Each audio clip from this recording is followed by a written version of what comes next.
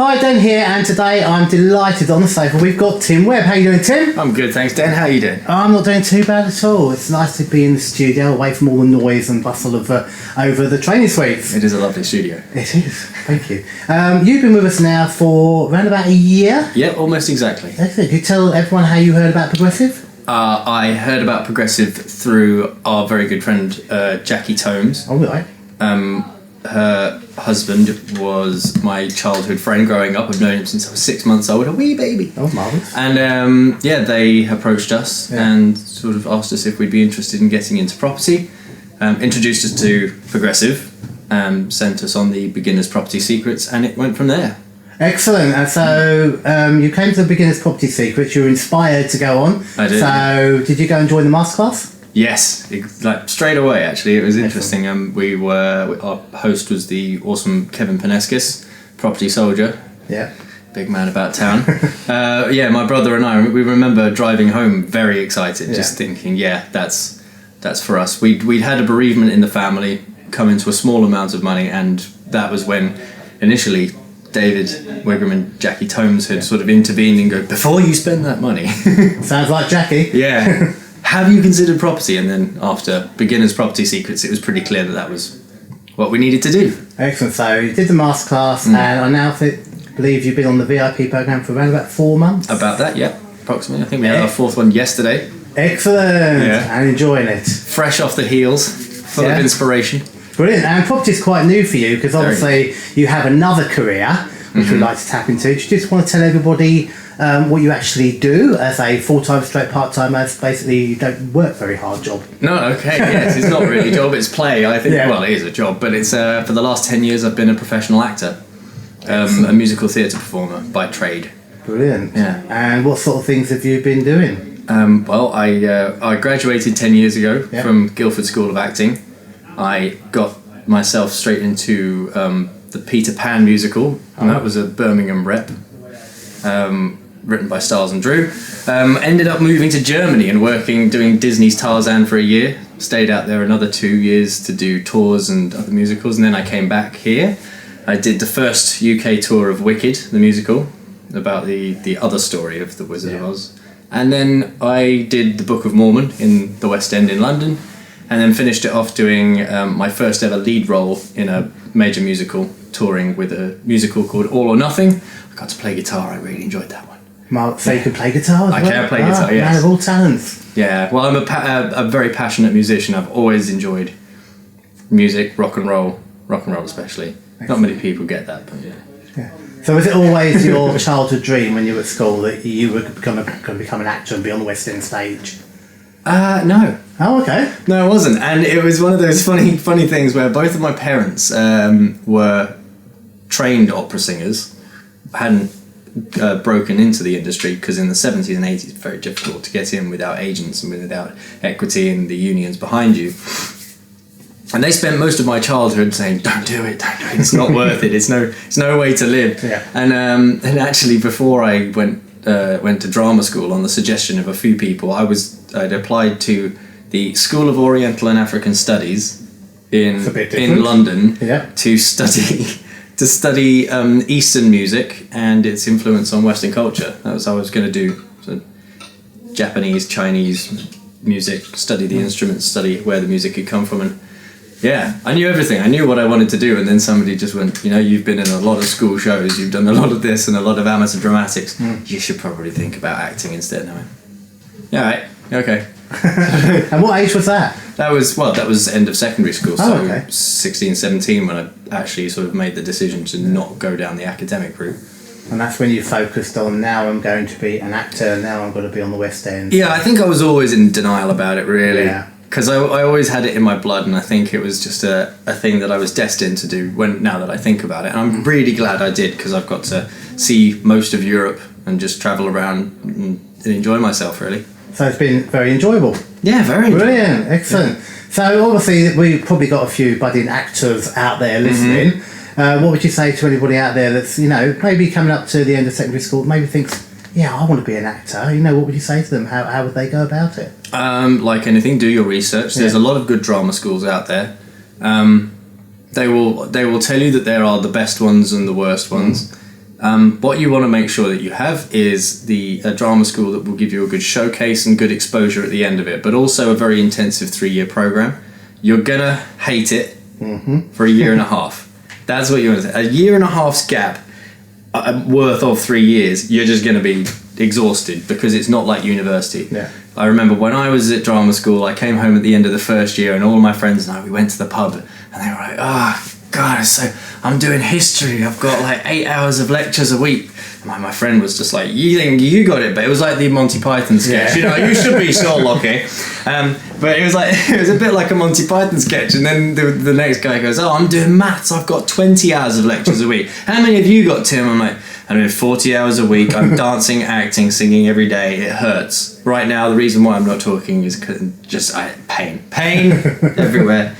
But that was it. So what you want to make sure is that you know what you're getting into.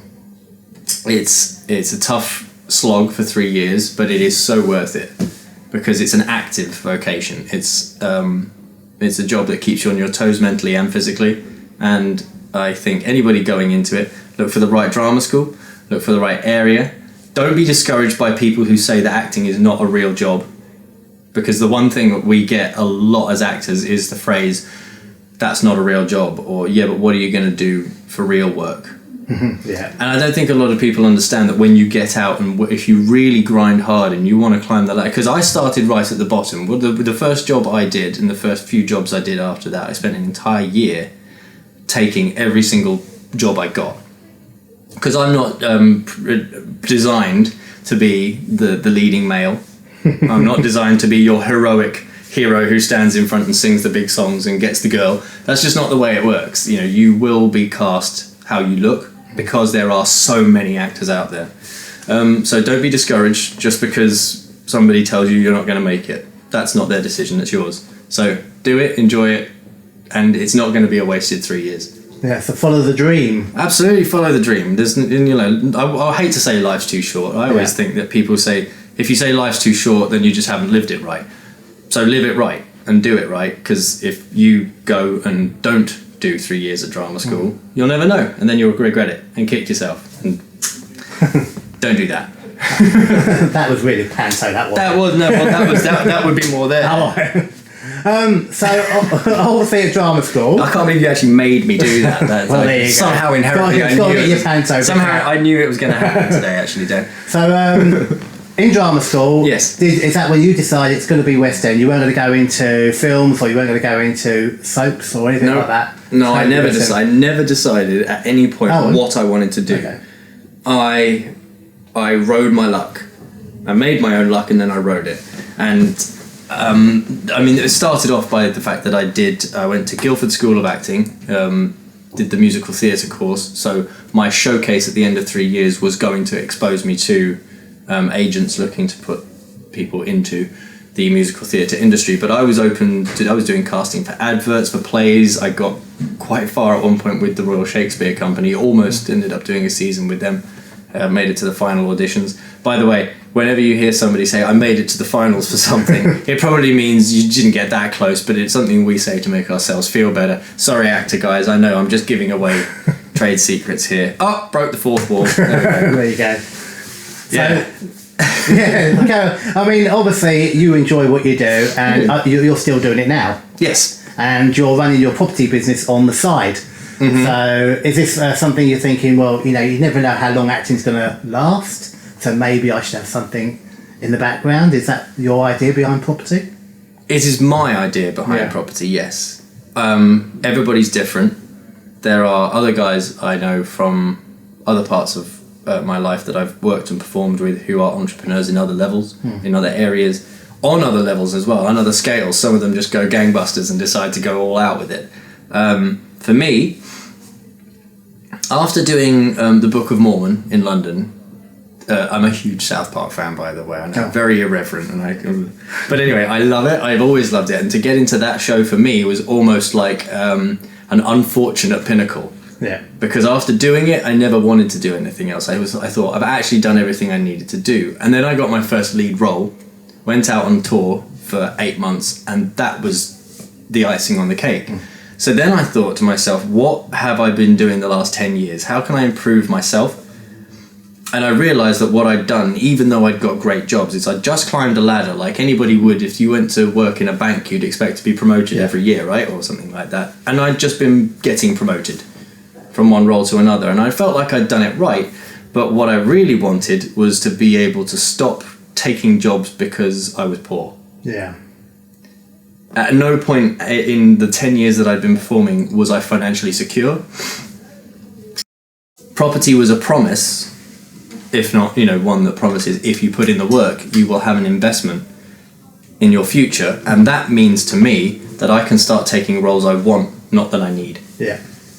So it gives you more freedom of choice. Way more freedom of choice, yeah. So let's talk about property. You said you came into some money, and obviously you had your business head on. You thought, I'm not going to go and splash this out and buy a fancy car and whatever. Well, or maybe you did. Maybe the heart ruled first. Other people managed to step in and intervene before my. I want a new PlayStation. I want a new pair of shoes and new motor. Me and my brother are huge motorbike enthusiasts, and he and I both went out straight away actually and did buy motorbikes.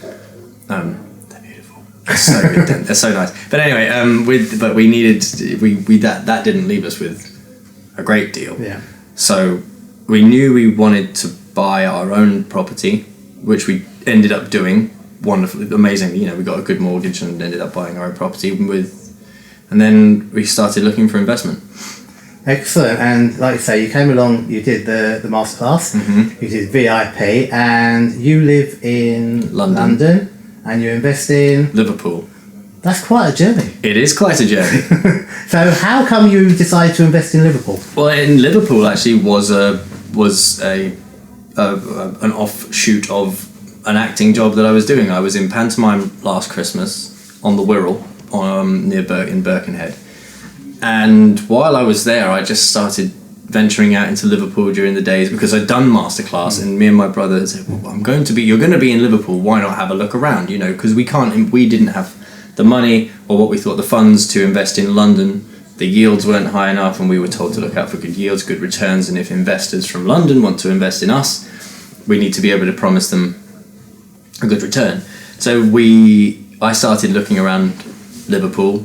I spent 3 months on the ground just doing my due diligence, and then by the end of 3 months we were convinced, and about a week after starting VIP we had our first offer on our first house. Yeah, do you want to tell us a bit about this first house? We spoke about this yesterday. Come on. Oh my goodness, do I want to tell you? Okay, well let's set the scene. I've been in Liverpool for 3 days in my 1994 silver Toyota Corolla, driving around the streets and just hitting refresh on Rightmove every 10 minutes, starting to get a little disillusioned, and then suddenly one pops up, so I go, oh goodness. Phone up the estate agents and they say, well, it's actually an open viewing. Did you want to go along? You just go and introduce yourselves. And I rolled up to this house where these two ladies were standing outside with umbrellas in sort of the biting cold, and I was thinking, oh God, why are they standing outside? It seems like an official meet and greet, or a little bit. Actually, what I thought was that they were representing some kind of political party, because just looked very formal. Yeah. But as I drove up to the house, I noticed there were men just walking in and out, builders, people. There's a van parked up over the road. Guy walked out, walked into the house, walked straight back out again, got in the van, drove off. I'm like, what's going on? So I walked up to them, and as I walked up to them, took a little look to the left, and saw an upright sofa on its side and about a foot high of just detritus and rubbish on the floor, and suddenly realised why it was that they weren't in the house is because they couldn't really get into it. And the story was that it had been squatted in and left in a state of disrepair. The kitchen and the boiler had all been ripped out of the walls. There was muck everywhere. The stairs and the entire second floor of the house had been used as a storage area for just anything. The floorboards had started coming through because the pipes had been burst, and there was erosion. And I just thought, nobody else is going to want this. We can make an offer right now on it. So I did. I made them an offer, and they accepted it. And we worked with a builder, with Liam Hare from Petronas Construction. He's also been through progressive, to turn this house from almost, I don't know how close it was to being, a write-off, to a student accommodation that we're currently refurbing. And you managed to get the sale through a specific reason? Hadn't they seen you in Panto? Yeah, I was going to leave that bit out. It turned out that the sister of the woman who I bought the property from had seen me in Panto with her son over the Christmas, and she had a sort of, I think it was a 4-year-old son who'd seen me in Panto. So their big story for that day was, we've just sold a house to Peter Pan, and that was fantastic. That was nice. It was, and it's always nice as well, because I remember when I was on the Beginner's Property Secrets, and again when I was on Masterclass, the progressive message has always seemed to been, the product is the person, not houses. We're not selling houses or buying houses. We're dealing in a people business. So while these guys were all going in and out of the house, not really spending any time, none of them said hello to these two women, who I learned were the vendor and the vendor's mother, who came along just for some moral support, because they needed that house gone. They were, motivated sellers. Yeah. And so while I was in the house looking around, I sat them in the front of my car, turned the engine on, and put the heating on. Yeah. Because they'd probably been standing outside for about 4 hours, and I like to think that was something that swayed them towards selling to me. And again, it was a very reasonable, very low offer, and I said to them, you tell them this is not going to sell for the market price. I can't. Yeah. But what I can give you is peace of mind that we'll get this done quickly with a cash buyer, and we did. And it's a win-win, because they needed to, offload that house, at the house, and hopefully it's a nice, clean, nice, new, shiny house now. It's looking good. I was in there last week painting it myself. I probably shouldn't say that, but I will say it, because I love getting my hands dirty. I really do. There's a certain part of it that I just really enjoy the process, and ever since I've become involved in property, I've wanted to become involved. Yeah. Deep undercover, but not really. And this was just after you started VIP? Yeah. Excellent, so 4 months ago. Yep. So what else have you got going on with property? Well, from the distribution of the roles within the business, my brother is on he's numbers, he's functions, systems, he's designed everything, he's branded us, he's done our logos, and he's incredible. His attention to detail, and also his ability to shut me up, is fantastic, and that takes a lot of doing. Kind of missing him. Bless him. But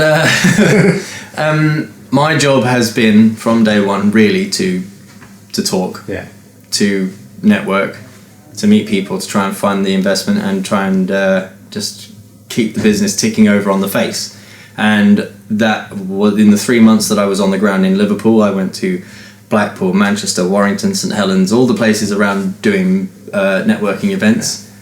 And once they'd heard that we were dealing in accommodations and the new guys in town, a fellow approached me and sourced me 2 rent-to-rent deals, which are now already cash flowing. Yeah. We've refurbed them, and set them up. Excellent. For residential, and it's just going great.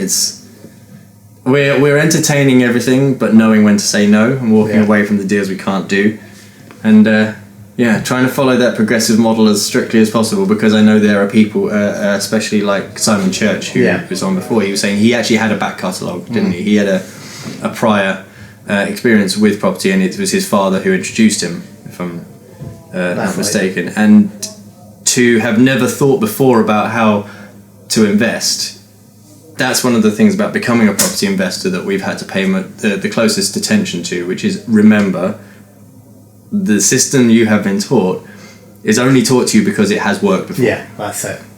So follow it. Yeah, that's it. The progressive system is Don't go too maverick too early. Yeah. Now, like any set of guidelines, we know that it's open to interpretation, which is why guidelines are guidelines, and it's a little bit like theatre, because you're never going to play a part that you're not right for. You're, like I said, I'm never going to play the tall leading man, because that's not me. But in the property world, I know my roles and how my skill set is best utilised to follow the progressive guidelines.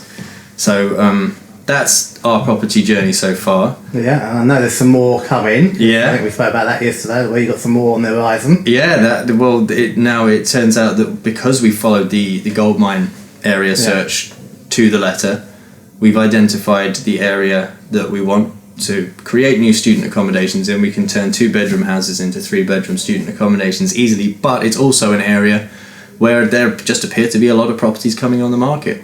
One has just come on over the road, so excellent. Putting in an offer this morning, actually. Brilliant. Well, fingers crossed to wait to hear about that one. Yeah, well, thank you. So obviously you're still doing your acting, and property's not affecting that at all? No, I don't think it will ever have to as well, because I'm not going to say and now start doing things that other people want me to do. You know, I can't work to anybody else's timetable. I'm aware that may jeopardize my acting career, but I'm not scared of that anymore.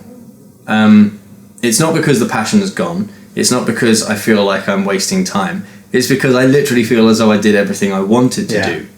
And everything else from here on out in the acting world is just a cherry on top.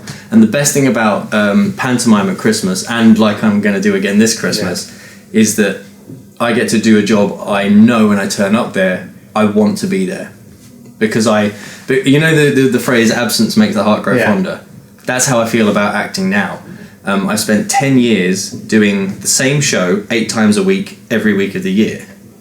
Now, if you think about everyday life, even if you work in an office, things happen differently from day to day, ever so slightly differently. But for an actor, we quite often miss out on social life in the evenings because our family is just the cast we're with at that time. You do the same thing, literally by the inch. You know, sometimes you will have a point on the stage that you are meant to go to, and that's where you go. You say the line in a certain way, and then you have to you get to make it sound new every night. And for a brand new audience who've never seen you do it before, it's a lot like public speaking. If they don't know you've made a mistake, then don't make a point of bring attention to it. But that's how we have to live every day. And so I have done that for 10 years, and I feel so lucky that I got to, because it's taken me amazing places, shown me amazing things, and given me an amazing 10 years of my life that I wouldn't change for the world. But time for something new. Excellent. Well, let's mention where are you doing your panto this year? You might as well tell everybody. I'll be in Bath. Bath. So there you go, everyone. So if you're in Bath, come and see the pantomime. Yes, indeed. 2 minutes. It's going to be fun. It's Peter Pan again. Peter. They can't keep me out of the air. They can't keep me out of the air. Growing wings. So, obviously, people are in full-time jobs. Yes. And they're looking at property. And a lot of people say, well, I can't really do property while I've got a full-time job. I mean, with you, especially, you were doing sort of like probably matinees and evenings, and you were still doing your property on the side, so it is doable. Oh, yeah. Yeah. You have a day off. Yeah. And you got a day off to do whatever you want with it. The thing about theatre is it's quite exhausting because it's a physical business. But there are people far more driven than me who have done way more than I have, and the other thing about it with property, where it correlates with acting, is that there is no bad time to start or stop. Nobody's telling you that you have this X amount of time. You know, that's up to you to judge. And the other thing as well for us actors that we would say, because we're living a sort of a hand-to-mouth existence, is I don't have the money either. That can make people feel very weary, you know, very sort of tired, but you know, there's always money out there, you just need to know how to get it. That's it. Excellent. So, as we said before, property is now giving you the freedom to do the jobs you want to do, which is great. So, building that portfolio, and as the portfolio grows, you can be far more selective. Excellent. And I can imagine your portfolio is going to grow massive, because what you've done in the last 4 months has been incredible. Thank you. I'm really looking forward to watching your progress over the next year, couple of years. It's been fun though. Brilliant. It's the best thing ever. That's it. So thank you very much, Tim, for coming. Dan. Really appreciate it. Thanks for your story. So thank you, everyone, and I'll speak to you all soon.